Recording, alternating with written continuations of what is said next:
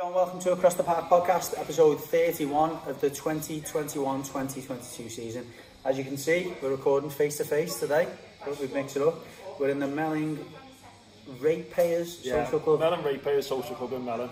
So thanks for the guys here for accommodating us just round the corner from Pricey's house, so he's really happy. I've had a mission to get here. Now it's good to be recording face to face. We thought we'd do it in the international break just to mix things up and give us an excuse to get out the house. So yeah, we're going to cover a couple of questions we've had via social media, and we're obviously going to be previewing the upcoming games this weekend, where Everton travel to West Ham and Liverpool entertain Watford at Anfield. So a massive game, certainly at both ends of the table in that one. We're going to start with a question from one of our loyal followers and listeners, Nick Morris, Evertonian.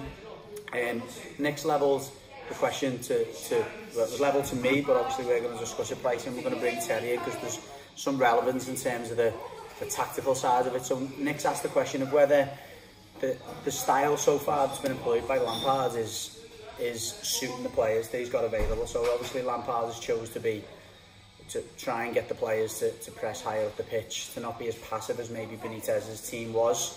It's fair to say he's had some mixed success. There's been some decent results, but there's been some, pretty heavy defeats in there as well. Thoughts on that, Pricey? Where do you stand on it? I think my thoughts, while it's, as you say, it's worked well a couple of times, but overall we've been picked off and been a bit too easy to play through, especially at Spurs. So for me, even though he wants to play that aggressive, in-your-face type of football, and he wants to press from the front, I think if you're in a relegation battle, just keep it tight, get through, try and keep up this season. Then he can do it in the summer. He'll have more time with the players. He'll have more time on the training pitch. He can put his own ideas in now. It's all about just staying up for me at the moment and not trying to change it too much. And if the players are used to sitting in, because they don't have Ancelotti, when Ancelotti was the manager, that's how he played. Benitez done it the same, so didn't have the same amount of success. But that's what the players are used to doing, and that's the sort of style of players we've got, which I think we have got.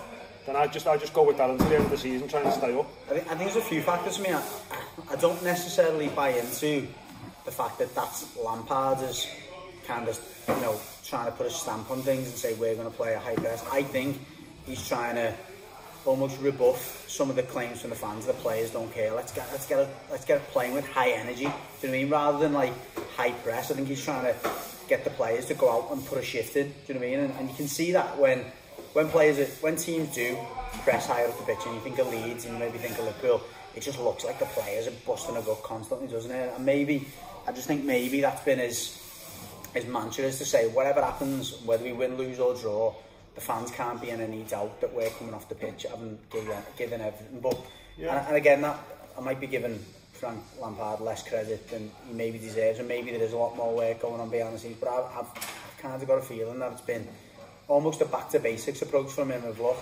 Everton's success, certainly at Goodison, when it's been at its best, has been around high octane pressing, but going back to the David Moyes days, it wasn't, was it? It was being hard to beat, like you say, and it was staying in the game for longer periods and waiting until maybe the last 20 and then throwing the kitchen sink at teams. I think the Palace game sort of summed up a little bit for me, because the first 20 minutes we were pressing, no Townsend got injured, it sort of disjointed us a bit, but the first 15-20 minutes we pressed them high and we were looking good, but they still scored first, and then once they've scored first, our heads go. So yeah, it might have been good for 20 minutes pushing high up, but overall teams have been scoring past us too easy.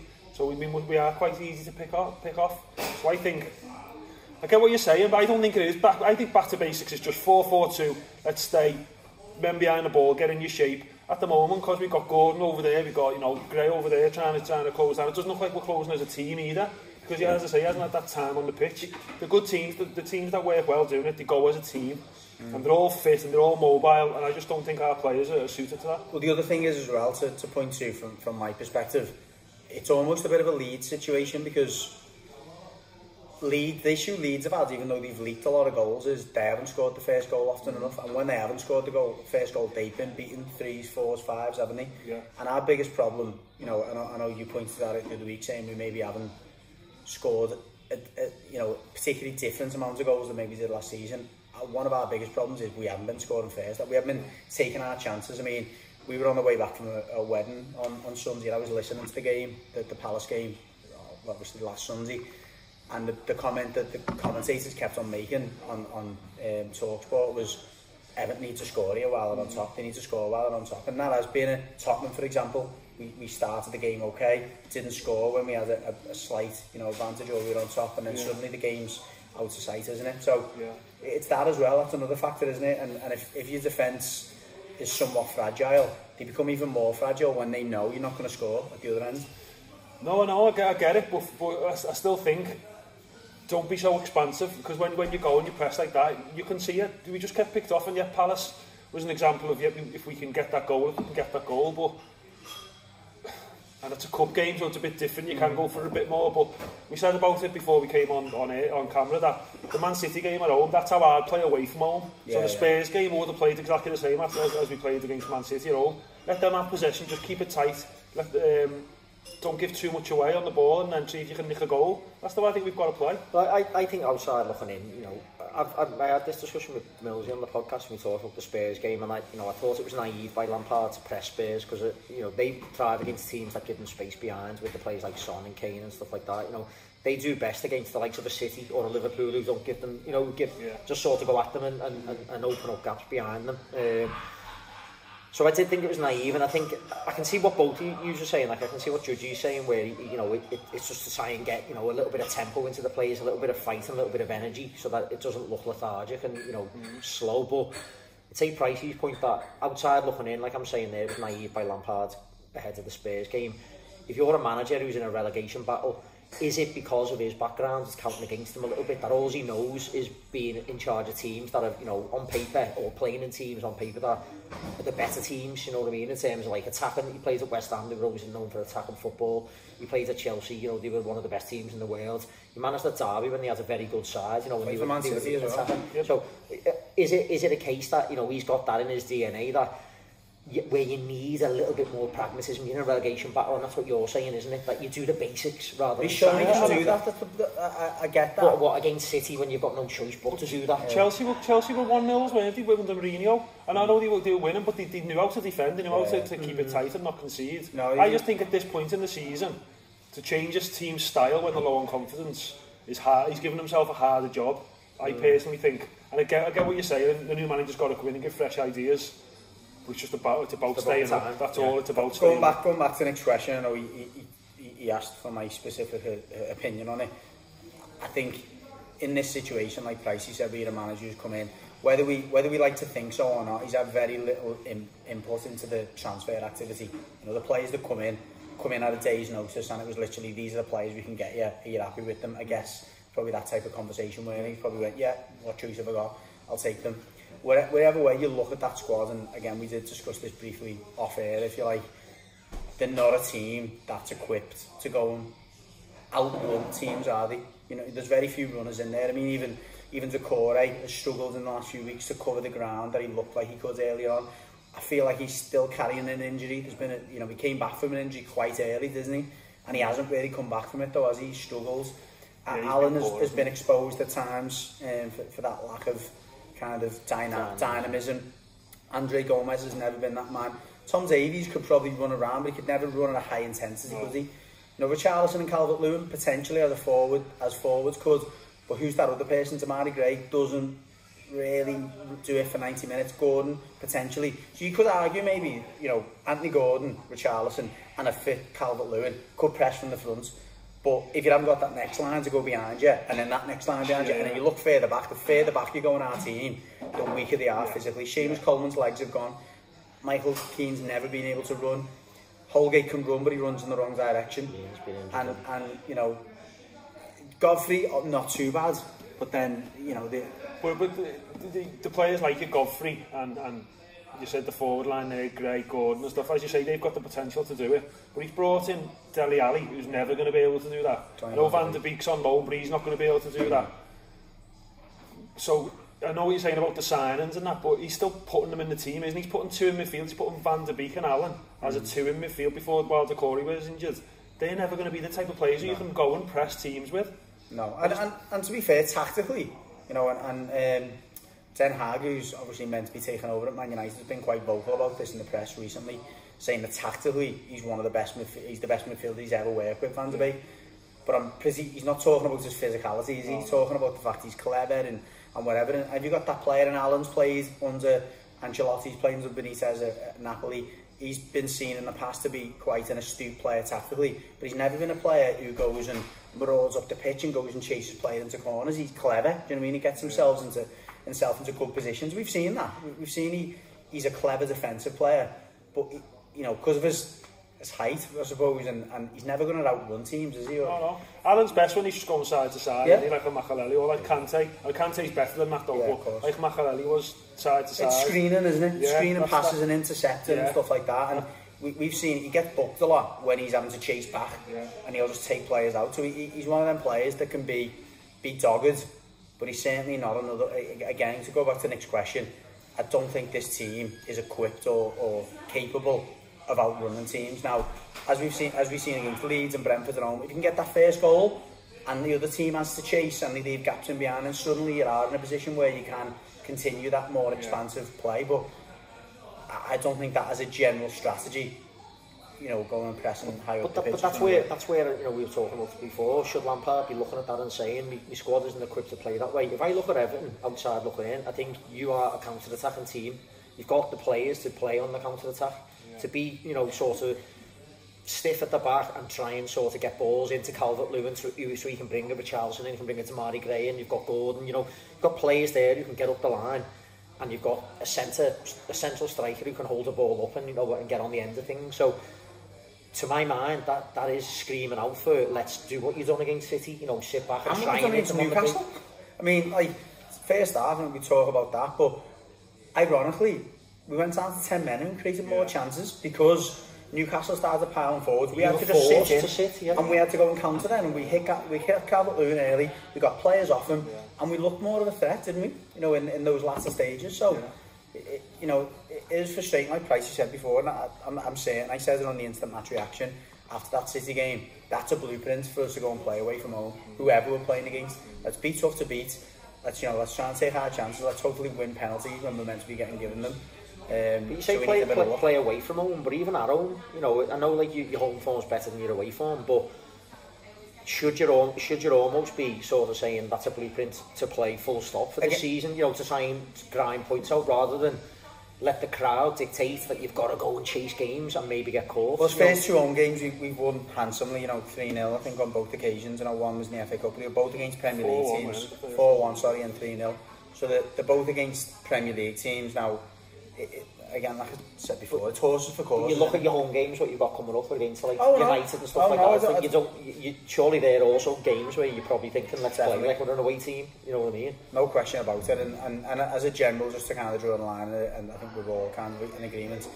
I think the team or the squad is not equipped to play that style of football. Certainly not to play it and get results week in week. It can't be a that's our way of playing. No. Against certain moments maybe, but not as a general. No, not at the moment. It'd be good to play like that next season if you could set us up. It'd be a good way to play. I'd like us to play that next season, but for this season, for where we are at the moment, no chance. Yeah, definitely. Okay, well, we're gonna, as I say, we're gonna preview some of the games this weekend. Not a lot going on in Liverpool. I know there's a few injuries you've got maybe coming out of the international break or going into it. Trent was the most notable. Keita is injured, but how much of a miss is him, I'm not sure. It looks like Salah and Mane got through their duel unscathed in the latest of their battles of Senegal against Egypt. But we'll start with Hughes because we've just covered quite a bit of Everton. You've got Watford at home coming into this weekend. I'd normally say my allegiance is a Politia, but there's no doubt I'd love to see you get handsomely beat Watford this weekend. Yeah.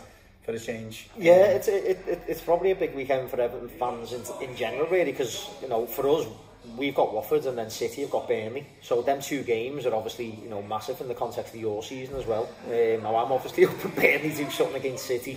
You're obviously thinking different, but in terms of the Watford game, it's one of them really. You know, they're a team that's down there, they're fighting for their life and stuff, and you don't know my thoughts about international breaks and that. I'm not saying we were in great form in terms of what we were doing on the pitch, but in terms of getting results, we were, do you know what I mean? We've been getting the results that we needed and grinding them out. And I'm looking at it thinking, like, is that international break a blessing for us in terms of, like, it gives them a bit of a rest ahead of what's a really, really chocker, you know, massive April for this Liverpool team?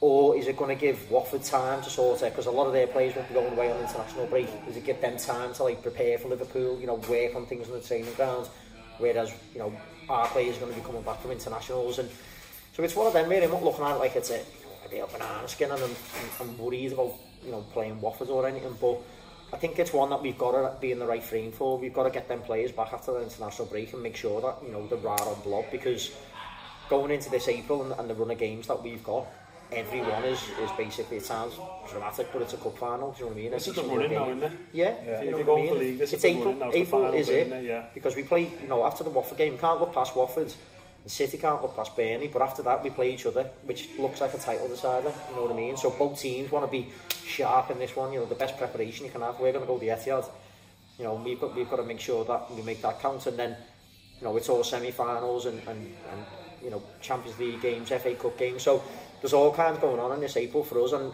I'm just hoping that our players, you know, that we come back like fit, fired and ready to go and really, really up for it, because I think if we go into this April and you see like signs of like fatigue creeping in, and which we may be seeing a little bit, you know, through March. I've said it a few times, we don't look like we're playing well, but we're grinding results out, which you can say is a boss trait to have, but I want to be going into this April in a good momentum, you know, like where your football's flowing and you look like the players are enjoying it, you know, really in good nick. So it is going to be, you know, it's going to be a tough game. As I say, they're down there fighting for their lives, and depends on what the injury situation is for us. I haven't seen any of the actual updates yet to know, you know, who's going to be back and who's going to be available. It's obviously, we'll start to know a little bit more about that towards the back end of this week. But you know, from a subplot point of view, you've got Roy coming back again. Yeah, he hasn't been too successful when he's come back so far. No, but wasn't too successful when he was there. Yeah, telling you, yeah. No, but I think the thing, you know, what you can sort of say about his sides is that he generally has them well organised, and like I just said, you know, the time in the training ground that he's going to have had probably with his team to work on things, it's probably in their favour, you know what I mean, that most of our players are being away on international break, but you know, it is what it is. I'm not looking at, as I say, I'm not looking at Watford and thinking that there's some like sort of, you know, boss team who were in a really good moment. Like in the same way that like Newcastle were down there, but they've sort of found form and had a bit of a resurgence. Watford are still like a bit patchy, you know, in terms of they haven't really started putting it together to look like they're really going to jump out of that relegation zone. So, but we've just got to be careful, because they're going to be looking at it thinking, you know, getting the scalp of Liverpool would be a massive boost for them. So we've just got to be very careful, and you know, obviously I'm pretty sure all the Blues will be watching it with bated breath as well, thinking, you know, can Liverpool sort of put Watford to the sword? Yeah, if Liverpool can beat Watford, obviously City beat Burnley, then we're not really asking, it's just cancel each other out, isn't it, for Liverpool and City? So this is a weekend that I'm not bothered about the title race. Well, I am, in the terms of I want them to just maintain that closeness up there, because we need them both to win, and it then obviously rolls into our game against West Ham. And I think, and I spoke to you briefly before we started, I think it changes the dynamic going into that West Ham game, because any points we pick up against West Ham, I think this weekend is going to mean we gain a little bit of, you know, an advantage. Obviously a win would be amazing, but anything we take against West Ham, I think is going to give us an advantage, obviously, because you'd expect the other two teams to be losing. Yeah, that's it. I can't see City or Liverpool losing. I mean, yeah, West Ham away. West Ham are a tough team, aren't they? Though it's a proper Moyes team, the way they're set up. And yeah, I'd take a draw. No, I would be happy with the draw. It's just an extra point away from those two, isn't it? But you just think about how massive it could be with a win. That's all I'm thinking. No, you wouldn't settle for a draw now. But yeah, I'd take a draw. But what are you expecting it to? How are you expecting it to go? Expecting us? We've just been talking about high pressing and all that type of thing. You're expecting us to try and go at West Ham, or? I mean, we'll come back to Terry for his prediction in a bit. Sorry. We missed that out. We'll do them both at the end, just so there's a bit of parity and the Reds can hear a bit more of Terry before we finish.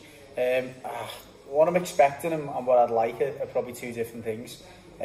West Ham tend to start really slow, and he's just almost famous for that under us as well. They don't tend to fly out the trap, so they try and bed the way into the game, and it's like they're almost like they play like a boxer or fight like a boxer who's kind of going, well, let's see what you've got. and I'll have the first few rounds and I'll work you out, and then we'll try and pick it off in the last 20 minutes or last 25 minutes. I'm saying that now, we'll probably be 2-0 down after 10 minutes. But with that, I'd almost like, to a certain extent, Lampard to be expecting that and think, well, if they are going to start slow, maybe we need to start a little bit quicker, but we don't go gung-ho. Do you know what I mean? I think you need to go direct against these.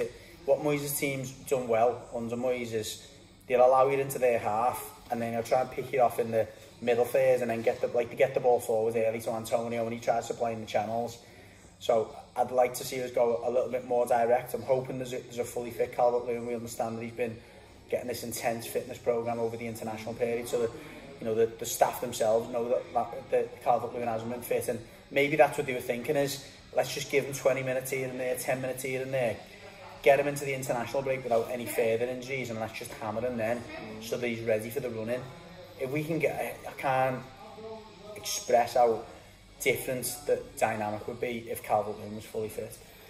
Against the Dawson, do you know what I mean? Like, I know Dawson's a decent, he's been a good player for them, but you put Calvert-Lewin against Dawson and maybe put Richarlison against Zuma, who, we know he's a half-decent player, but you'd fancy your chances there, wouldn't you? It was just about what Terry was saying before, about when Calvert-Lewin's playing, you've got a focal point, someone's older up. Richarlison thinks he's number 9, but he's never has been a number 9.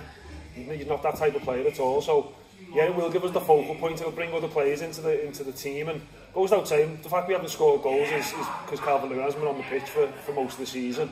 But not only that, it's say bringing players in and getting other players to score goals as well.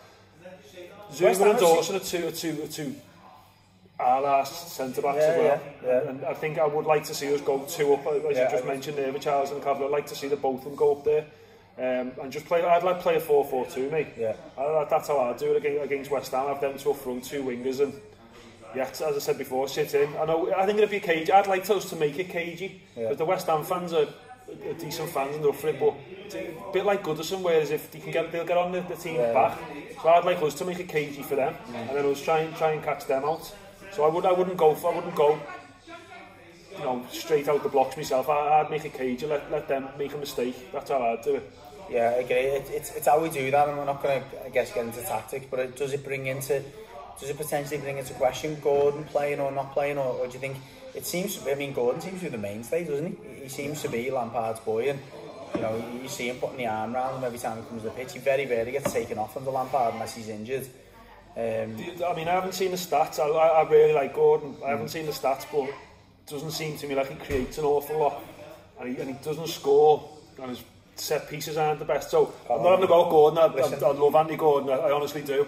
But he needs to start creating. He needs to add something to his. Yeah. You need more numbers. Have you heard that saying? And that's what he needs. He needs more assists and create more chances for me. I will say the set pieces are dreadful. Like, no, listen, I love the lad, and like you say, you can't have enough respect for his work rate and his ethic of wanting the ball. Give me the ball, I'll try and do something with it and whatever. But his free kicks and corners are so bad. I mean, I know we're blessed at the moment, and with Andros Townsend come in, and you're thinking, put him on the pitch more often, just because he can put a ball in the box. But we are really struggling on that front, and Gordon set piece. Yeah, but I mean, his energy and his determination. I mean, as a Red, what are you seeing when you see Andy Gordon? Because we love him. I mean, Goodison love him. I love him. But I just wish he could create more and just add something else. When I've watched him, out of like most of the players on the pitch, and I think we've said it on the podcast, he's the one that looks like he's showing heart and desire. And as Judge just said, he wants the ball. He's trying to make things happen and stuff. And it's a lot of expectation, I think, on a kid, his age, and who knows what it's about, what it means to the fans to sort of expect him to carry what, a burden that he shouldn't be carrying at his age, sort of thing. I think, in fairness, like, I take your point about his stats and that. I've looked at him and thought, I think he looks quite good on the pitch. Set pieces do stink a little bit. But he's also, in terms of numbers that he's putting up, he's reliant on others, isn't he? Yeah, if he's putting balls into a box, he needs someone to put them away, otherwise he's not getting an assist, you know what I mean, and stuff. So, I mean, on that note, just before I forget, I think there's a stat that came out, and I know it was a stat. Andros Townsend come off after like 22 minutes against Palace. He put more crosses in the box in 22 minutes than we did for the rest of the game combined. Townsend did? Yeah, so there's clearly an issue there in relation to the players just not putting crosses into the box, and whether it's not getting to the right areas. In there. Like, or players not being in the box. Yeah, it's not having that number 9 Richarlison, not the type of player who'll get in the box. Calvert-Lewin last season was just, and he was famous for it, wasn't he? Just 6 yards, 6 yard box, that's all he's playing. Play that line, get in the... That's what we need. We need players like Richarlison's never going to be that type of player. I think that's where like Demarai Gray can look more creative and look like he's more effective because he'll create things himself, you know, running at players and beating them one-on-one. Whereas Gordon maybe is the type of player that needs to get it in there and have someone like Calvert-Lewin to get on the end of stuff. And you might start to see his numbers, you know, like as you say, once he's back on the pitch, Calvert-Lewin, we'll see. But I think he looks good, you know, for a young kid. But I'll tell you one thing, you need to put the diving out. Watford absolutely stinks that. Yeah. We get led by Millsy about Salah, so I'm not letting that one get away. He does get loads of fouls. I know he does all the fouls, but he does get the fouls in the he looks for it. Yeah, he looks for it. A bit too often. But just while we're on him, and obviously one thing that we've taken, or certainly a lot of the media have taken from the international break, Nathan Patterson played for Scotland the other night, and by all accounts was outstanding. And there's a clip of him picking it up at right back and pure power and pace, just driving at the opposition, gets a shot away, thinking like a 60-yard run. With that in mind, or with the 4-4-2 in mind, would you be tempted to put him on the right, right midfielder, and just if Gordon's on the left, right midfielder, you know what I mean? To go, okay, well look, you've got energy, you can get into contact. We've seen David Moyes do it quite well when he was our manager, where he played defensive, you know, right side of the player and maybe have a bit more attack on the left hand side or whatever. I think Coleman, I'm sure Coleman played right wing when he first came for a few games. He did. I'm sure he did. He came on as a sub at right winger. Yeah, I was speaking to my dad about that the other week, about saying, why didn't you play the 2 full backs? Coleman's legs are going a little bit. Patterson can help him out, he can get back, but then going forward, he looks like he's got something about him as well. He does, yeah, and it's just raw, isn't it? But you know, that's not the worst thing in the world, is it? To mix it up. But who's your take out the team? Because with Dawn and Gray, you're playing them both, aren't you? Well, no, for me, it's Demarai Gray. I think away at West Ham, you know, like you say before, he's a very direct player. He gives the ball away a lot, and that's fine at Goodison. You're just trying to gamble, you're trying to create chances and whatever. He does do a lot himself, but he's very head down. And you know, you're playing against the West Ham team that do prey on winning that ball and trying to catch it out with it. You know, the betting Antonio on the channel. I'd be tempted to leave Demarai Gray on the bench and play him more. Because the thing with Gordon, like we've all said, he works hard, doesn't he? He will get back and support the fullback. You know that Nathan Patterson will do the same thing, but the issue I think Lampard's had with Patterson so far is, as a fullback, he's not quite ready tactically, is he? As a you know, a defensive fullback. To be trusted, isn't it, basically? That's it. Yeah. But if you put him right side, it's not the end of the world, but you know that you're going to get that power and pace from him, which will give us something on the break as well. Yeah. I agree. I think it'd be interesting if you could see that on Saturday when we play the weekend. Yeah, anyone's thoughts on it, then please let us know, but it's definitely been a slight positive coming from the international break. Predictions? Yeah, we'll go to you first, Terry, because you've got a nice easy one to predict. Is it 5-0, 4-0, 3-0? No. Tight one, 4-1. Liverpool 3-0. 3-0. Gary, I reckon Gary Murray would be going for a 5-0. Just apologies, by the way, I know we've only got one red on tonight. Gary couldn't make it. So yeah, I'm going to say that Gary would have went for 5-0. Pricey? West Ham Everton? What do I think? Probably a 1-1, if I'm being honest. Is that what you were going to say? I was going to say. All right, well, I'll stick my neck out and say 2-1. I was going to. Yeah, you know. Yeah. God. Do you know what? I'm going to go 1-0 Everton. 1-0 Everton. 1-0 Everton. All right. So on your bet, mate, happy. Who are you going to go for? Is your Everton players? If you're going to go your Everton players in there, or yeah, I mean,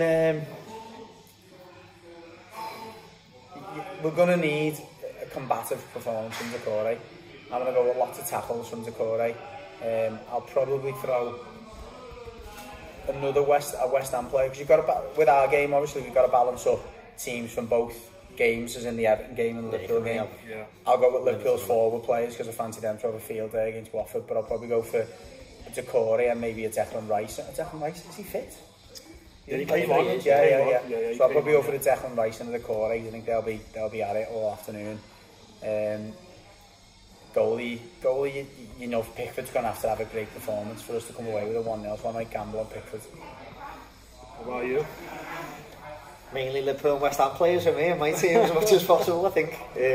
I'll be looking, to be fair, you know, West Ham are good on set pieces and stuff, aren't they? So I'll be perhaps putting a few of their sort of set piece specialists in to try and get on the end of some bits and pieces. We've got 7 players, you know. I know, but I'll be looking at some of that to sort of, because I think that's what they thrive on. They certainly thrive on against Liverpool, you know, when they played us, is set pieces. They seem very well drilled on them, and so I might throw the likes of a Zuma in there. It's going to surprise you, you know, West Ham have scored one of the least amounts from set pieces this season. It does surprise me because they're a big side, and as I say, they you know, they look good on them against us. So Dawson I think's got one or two. Yeah, but is it when they were playing City? Scored against you, didn't they? When they beat us at their stadium. You know what? So apologies, it's the other way round. West Ham have conceded more from corners than most teams this year, because when they played City the other week, it's City. Yeah, but you just said you got Anthony Gordon filling the corners in. Exactly. So we've got no chance of scoring the corner against them. So yeah, I don't know really. I'll have a think and see who's fit and stuff. Be interesting to see what front line we go with, because we have rotated it quite a bit now. You know, like Firmino's been getting like a little bit of game time. Obviously Jota is in great form. You know, still scoring goals, even though he doesn't seem to be playing as well as he was. You know, he's still scoring goals and stuff. And then obviously Salah, he got rested. You know, but then he's fit and available, and he pretty much plays every game for us. So be interesting to see what we do with the forward line. What's your strongest front three now? I think it's Mane, Jota, Salah. Yeah, I think, and then obviously we've got Diaz now as well. Where's Firmino in the pecking order? He must be fifth, aren't he? Yeah, I think he probably is. Yeah, to be honest, like you know, and it's weird because he came in a couple of games ago and looked really good, and then he stunk. You know, like when he got played afterwards. So it was sort of like, I think he has fell down the pecking order. Do you know what I mean? I think he really has, but it'll just be interesting to see what we do, you know, what we go with, because there is like a wealth of options up there now, up front. You know, as I say, with Diaz, Jota, Salah, Mane, and Firmino, just literally got all kinds of options to choose from. So, but what we have been seeing a little bit more of is Mane playing through the middle, you know, and Jota or Diaz playing off the outside, because I don't think Jota's as good through the middle, you know, as like Firmino used to be in terms of like the link-up play, whereas Mane sort of seems to rise to it, you know what I mean, and do it really well. So it'll be interesting to see what we go with over the coming month, you know, and certainly against Watford. Just one thing I want to touch on before we do wrap up the show. What were your thoughts on what the FA have done with the FA Cup semi-final? Well, I think from an outside. From a fan point of view, my point of view is semi-final should never be at Wembley to start with. I agree, yeah. But then if there is two northern teams, and it is going to be, is it the Sunday, is it Saturday? No trains. It's Easter Saturday. Saturday, yeah. There's no trains because it was planned works that have been in the diary for about 6 or 9 months. Yeah. By Network Rail. Yeah. So they've had to make sure that there's no roadworks going on, haven't they? And then put coaches on, which isn't enough coaches. But my view is it should never be at Wembley, and when it's two northern teams, you should just play at a neutral ground up north. Yeah, I mean it's fine. Like you know, to my mind, it's like you keep it at Wembley for the two southern teams. That's great. You know what I mean? Yeah. Like they're made up, you can get more fans in and all that. But you know, once Wembley was built, maybe the grounds weren't sufficiently developed, you know, around the country or whatever. But if you look at it, you know, you've got like United's ground, you know what I mean? It's much as United hold 70,000 or something. How far off like what you're going to have at Wembley anyway, in terms of like, you know, you're not going to lose in terms of like. I've never seen a semi-final be better for being at Wembley. And I know we're saying about the two northerns, even that, but generally, like, you know, we go Everton's at Leeds, and you know, Ellen Road's a big stadium. Tottenham. Yeah, against Tottenham. Yeah. No, all the semi-finals when we grew up were at that neutral, like Villa Park. Villa Park, yeah. I know you're saying Old Trafford, obviously for the capacity, but you have got other options in the northwest and in the Midlands. Yeah. And even, there's so many. I mean, you can't help but think, and it's fairly obvious that this is the case. It's about money, isn't it? It's commercial, and it's probably, you know, it's even to a certain extent. There's probably pressure from the London Mayor saying the amount of money that brings into the economy over that weekend. You've got the hotels and all that stuff. Just, you know, probably pisses me off when, like, we went through all the lockdowns and it was all about without football without fans is nothing. You know, we need the fans back in grounds and all that. You could see how sort of sterile it was without them, but it's straight back to taking them for granted again. You know what I mean? In terms of like, we're not asked how you get there or whatever. And what really annoys me is, like, you know, I know like Spirit of the Shankly came out and said them and the City fan groups are all in contact, you know, and it's been talk about like boycotting. I was going to say but no one's going to do that, are they? Because and all the that's fans the problem. You can't only get tickets to go. That's it. And the FA and all of the football like organisers and all the tournament organisers all know that they've got fans by the bollocks, because you know, it's that sort of dilemma, isn't it? It's like, yeah, let's all boycott it, but if the other team decide not to, they've got the advantage. You know, so it's just like, really, you need the clubs, Liverpool and City, to stand up and say, well, our fans aren't doing that. And they won't, because everyone's all sort of, you know, wedded to the money involved. And as you said, well, it is money. The FA obviously built Wembley, and they sold tickets, them Club Wembley tickets, didn't they? Where it was like, they get to go to any game or any sport that's hosted at Wembley. They'd obviously spit the dummy out and say, well, we pay for them, you know what I mean? And it's just like, you know, as a fan, it pisses me off, do you know what I mean? I'm not personally going to go. I don't think I don't think I can go anyway on that weekend, but it's like, for me, like in terms of having semi-finals at where the final's going to be, and like people might look at it and go, oh, you know, what about a club who doesn't normally get to the final, but they've got a chance to go to a Wembley semi? It's like no achievement for being a semi-finalist. No, that's the point of getting to the final, isn't it? That you get Wembley. No, I get that point when it comes to like playoffs and stuff in like League 2 and League 1, and I'm all in support. I'm in support completely of, like, you know, the National League having their games at Wembley and whatever. But a semi-final, you look at the makeup of the semi-final this year, and it has been almost for the last 10 years. There's very rarely teams that get to the semi-final who are never at Wembley, or like Palace have been there this year. But even Palace fans, if they get beaten in the semi-final, which we've been beaten in a semi-final there before, never remember that. It was at Wembley. But we got a Wembley. You quickly forget about that. If it's a final, it's different, because you're like, you know what, we got to the final. It was a final. We were close. You know what I mean? We seen all, like, you know, the players going up the steps, even getting the losers medals. You were still there for that. Runners up. It's remembered in history. No one remembers the loser of a semi-final in a particular year, even as a fan. No, and that's it's just, you know, it's been one of them things that's been rumbling on for like the last week or so, and then that token gesture, it's just like, you know. So do you think there will be any boycotts? I know you're saying you might not go, but do you reckon, like, on a bigger level, there's going to be any boycotting? No, I don't think so. I mean, I say I'm not going.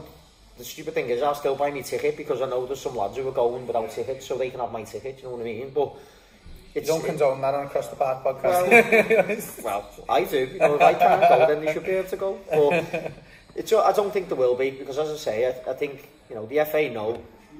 I'd love City and Liverpool to make a joint statement, so, you know, the two clubs, and basically say, you know, our fans aren't going to be put through this, and we're lobbying hard to get this moved or whatever. But they haven't. They've sort of gone along a little bit with the FA statements, and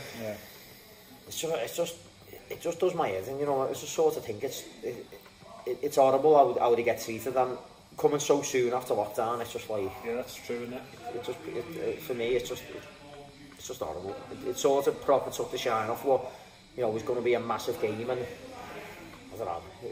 It had to be. I had to talk about it. I had to vent a little bit, because it was pissing me off. Yeah. I mean, I would have hitchhiked if Everton. I wouldn't have cared what day it was. Yeah. And I think that would have been the mentality. Yeah. But that's no, it's fair enough. Though I totally understand it, and as you say, it's just money, innit? That's what it comes down to. So disappointing anyway. But obviously, if anyone's got, you know, listeners or whatever want to get their views into us, do send them in, and you know, we're always interested to hear what you think. So it's Across the Park PC on Instagram and Twitter, or it's Across the Park Podcast.co.uk. You can just message us in on the chat bot on the website. Just to conclude the previous bit, we didn't cap off. We will have our usual Across the Park podcast game available on Betmate. So jump on there. It's a couple of quid to play. Just a bit of fun, as you say. We'll be having our picks in there, but, you know, throw a little team in. We'll give you a mention. One last thing that we haven't covered, we haven't mentioned it for a few weeks, but we've had a few messages about it. Any listeners or viewers who are subscribed to Across the Park podcast on YouTube, you'll be going into the draw for a signed shirt from Robbie Fowler. It's proper certificated. We'll get that in a nice little presentation box for you. So we'll be doing the draw for that at the end of the week, because we said it would be the end of March. We have got a shirt for April as well available, which will be a signed Paul Gascoigne shirt, England shirt. So again, for the Evertonians or general football fans, it's not a bad bit of memorability to have. So again, if you're a Red, subscribe to be in the draw. If you know, some of your family members or friends want to subscribe, that'll get you a few extra entries. But any Blues, you might want to give it to relatives or friends, but you've got to be in it to win it. So click that subscribe button. Thanks everyone for joining us. Again, it's normally a bit flat, I guess, on the International Week. We tried our best. We tried to mix it up by getting into the social club and trying to get a bit of camaraderie. But hopefully you appreciated it. Any feedback, please let us know. Like Terry said, loads of ways to get in touch with us. We appreciate all the questions and everything as usual. And we'll catch you next week when the football is back.